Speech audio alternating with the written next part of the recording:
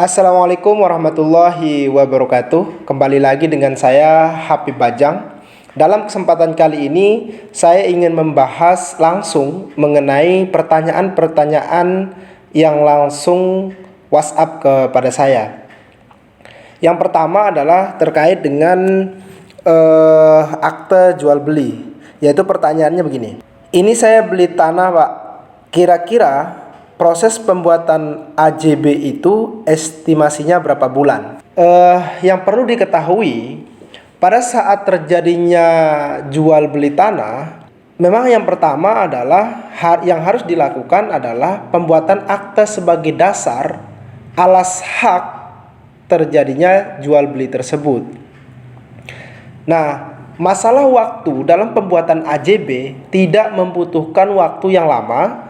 Artinya bahwa ketika syarat yang diperlukan dalam pembuatan AJB itu seperti identitas para pihak, yaitu penjual dan pembeli, terus kemudian sertifikat, tentu sertifikat tanah yang dijual belikan, dan SPPT PBB atau PPB atau dikenal dengan PIPIL, bukti pajak tahunan itu, jika itu semua syarat yang diperlukan, maka bisa langsung dibawakan ke pejabat pembuat akta tanah atau PPAT yang biasanya dirangkap oleh notaris. Nah, pembuatannya pada dasarnya setelah kita menyerahkan syarat tadi itu, maka pembuatan AJB itu tidak memakan waktu yang lama, tinggal menunggu draft perjanjian atau akte jual belinya saja.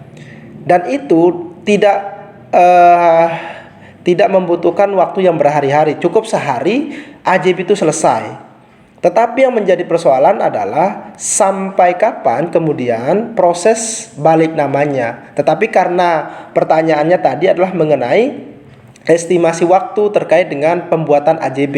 Jadi saya tegaskan bahwa pembuatan AJB tidak memerlukan waktu yang panjang, waktu yang lama tidak. Tetapi jika lengkap semuanya, hari itu pembuatan AJB pun bisa dilakukan penandatanganan. Baru kemudian yang harus dilakukan setelah AJB ini mau ngapain? Apakah kemudian langsung dilanjutkan ke BPN atau tidak? Karena di masyarakat sampai saat ini masih banyak sekali masyarakat hanya memegang AJB.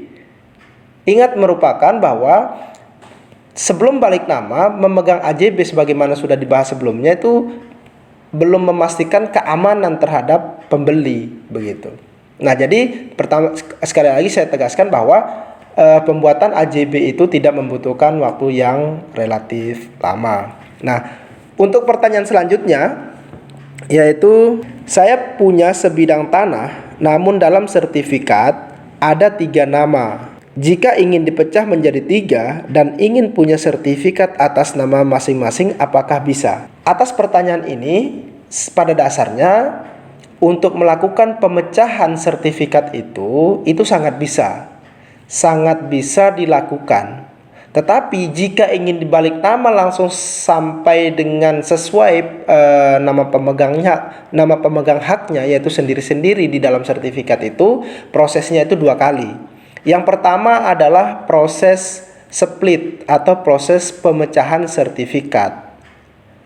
Baru kemudian setelah selesainya proses pemecahan ini bisa dibalik nama atas nama masing-masing. Misalnya sesuai pertanyaannya adalah di dalam sertifikat itu ada 3 orang, di mana 3 orang ini bersepakat akan melakukan pemecahan menjadi 3 sertifikat. Begitu sudah menjadi 3 sertifikat, maka akan dibalik nama atas masing-masing daripada 3 orang ini. Berarti pertama adalah yang harus dilakukan, dan ini bisa dilakukan oleh siapapun, yaitu dalam hal ini adalah orang itu sendiri tanpa melibatkan notaris, yaitu melakukan pemecahan atau split.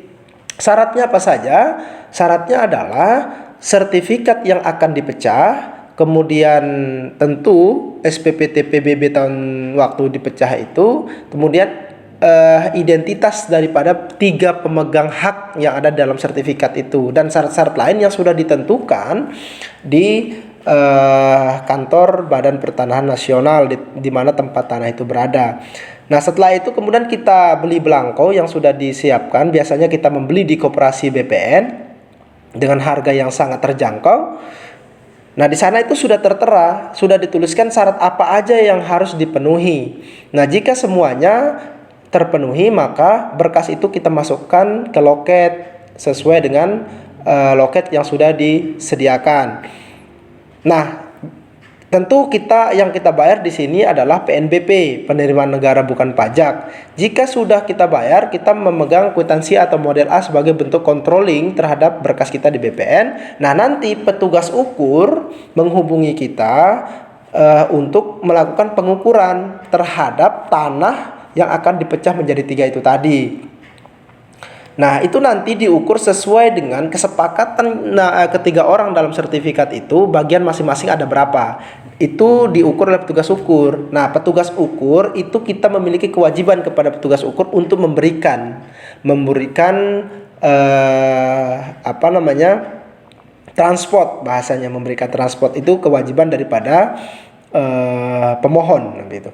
Nah, jika selesai sudah pengukuran, maka tinggal menunggu sertifikatnya selesai, yaitu sertifikatnya akan menjadi 3 sertifikat. Nah, nanti ketika 3 sertifikat ini sudah keluar, yaitu atas tanah yang sama, tetapi setelah dilakukan pemecahan, maka sertifikatnya keluar atas nama 3 orang. Maksudnya adalah satu sertifikat masih terdapat 3 orang, sertifikat yang lain pun masih terdapat 3 orang. Jadi nama pemegang haknya di kolom nama pemegang hak di sertifikat itu masih tertulis 3 orang, meskipun sudah sertifikat. Sertifikat yang 1, 2, dan 3, nama pemegang haknya itu masih 3 orang. Nah, baru kemudian setelah keluarnya sertifikat 3 ini, jika ingin dibalik nama semuanya atau salah satu saja, maka hal yang harus dilakukan yang pertama adalah menghadap ke kantor PPAT, pejabat pembuat akte tanah atau notaris yang dikenal oleh masyarakat itu, untuk meminta dibuatkan akte pemberian hak bersama atau akte pembagian hak bersama, APHB istilahnya. Ini yang menjadi dasar untuk dilakukannya proses balik nama atau peralihan hak dari salah satu yang ingin namanya nanti tertulis dalam sertifikat itu, yang dari 3 orang itu. Ini satu sertifikat. Misalnya, kalau ketiga sertifikat hasil pemecahan tadi ingin dibalik nama atas nama satu-satu, maka dibutuhkan 3 APHB.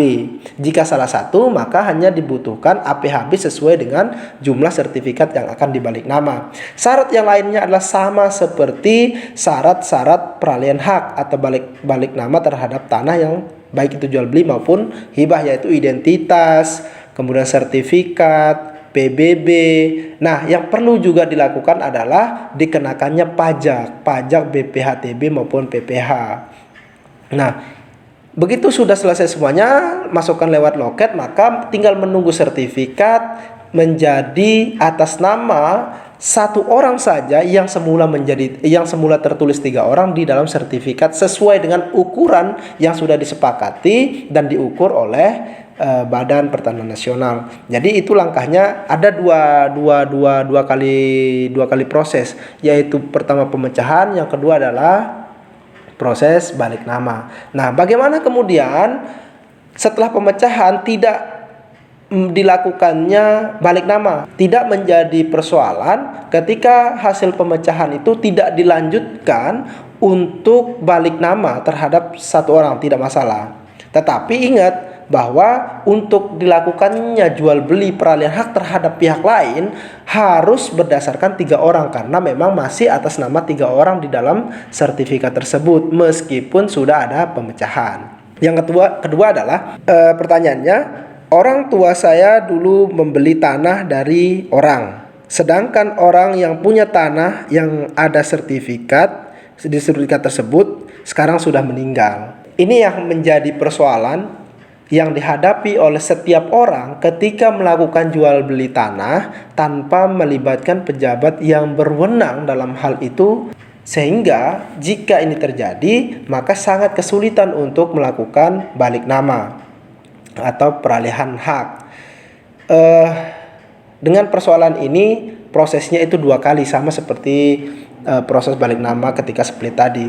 Yang pertama harus dilakukan oleh pembeli ketika waktu dulu dia jual beli tidak ada aktenya, yang pertama dilakukan secara administrasi harus dilakukannya balik nama waris. Jadi sertifikat yang dipegang itu harus dilakukannya balik nama atas nama ahli waris penjual waktu itu yang sebelum meninggal. Itu yang disebut dengan balik nama waris. Syaratnya apa saja? Surat keterangan waris, surat keterangan kematian, terus kemudian identitas ahli waris, sertifikat PBB, dan lain sebagainya sesuai yang sudah ditentukan oleh BPN itu sendiri yang tertera di dalam belangkonya. Jika semuanya sudah selesai, maka keluarlah sertifikat nanti atas nama ahli waris. Nah, begitu sertifikat ini sudah atas nama ahli waris, baru kemudian dapat dibalik nama atas nama pembeli. Tetapi jual belinya dianggap terjadi ketika sudah jadi sertifikat atas nama ahli waris tadi, karena pada saat itu kemudian dibuatkanlah akte jual beli, yaitu seolah-olah terjadi jual beli begitu, padahal kan jual belinya sudah berlangsung sebelum orang tua dari pewaris ini meninggal. Nah, tetapi secara hukum administrasi khususnya untuk keperluan pendaftaran hak atas tanah di BPN, maka jual belinya ini dianggap terjadi antara ahli waris karena namanya sudah ada di sertifikat dan pembeli yang waktu itu membeli sudah di orang tuanya. Beban yang selanjutnya ditanggung oleh pembeli adalah pasti terbebani dengan pajak, yaitu pajak BPHTB yang memang kewajibannya, dan pajak PPH yang sebenarnya itu merupakan kewajiban pembeli. Tetapi karena ini prosesnya tidak melibatkan penjual yang sesungguhnya, maka tidak mungkin kemudian ahli waris daripada penjual ini akan menanggung pajaknya. Jadi untuk bisa dilakukannya balik nama, otomatis bahwa pembeli harus sanggup menanggung pajak ini, double pajak berarti. Nah, begitu sudah selesai maka bisa dimasukkan ke BPN untuk diurus sertifikatnya balik nama atas nama pembeli. Tetapi yang menjadi permasalahan adalah bagaimana kemudian di antara ahli waris tadi salah satu saja tidak ingin menandatangani akte jual beli yang dibuat itu, karena alasannya sangat wajar. Saya tidak tahu tentang tanah itu misalnya, atau saya tidak pernah merasa jual tanah orang tua saya misalnya, atau mungkin dia tahu dulu ada jual beli tetapi ahli warisnya karena kemudian dia awam akan hukum jual beli tanah, dia tidak berani untuk menandatangani sebuah akte tersebut. Maka kesulitan bagi pembeli untuk melakukan balik nama, karena memang banyak betul yang terjadi. Nah, jika itu terjadi apa upaya hukumnya begitu? Maka untuk meyakinkan si ahli waris ini, jika tidak bisa diselesaikan secara musyawarah, negosiasi dan lain sebagainya, maka upaya hukumnya adalah upaya pengadilan, mengajukan tuntutan atau gugatan kepada pengadilan supaya nanti dengan putusan pengadilan jika dikabulkan untuk mendesak ahli waris menandatangani akte tersebut. Nah, jadi itu yang bisa dialami oleh masyarakat ketika jual beli tanah dan rumah atau bangunan secara di bawah tangan atau dengan prinsip kepercayaan saja tanpa adanya bukti dari pejabat yang berwenang sesuai dengan peraturan perundang-undangan, maka ada kemungkinan kesulitan-kesulitan yang akan timbul seiring berjalannya waktu yang kemudian tidak diurus persoalan tanah tersebut. Jadi mungkin itu yang bisa saya sampaikan. Semoga bermanfaat. Salam dan selamat berbahagia.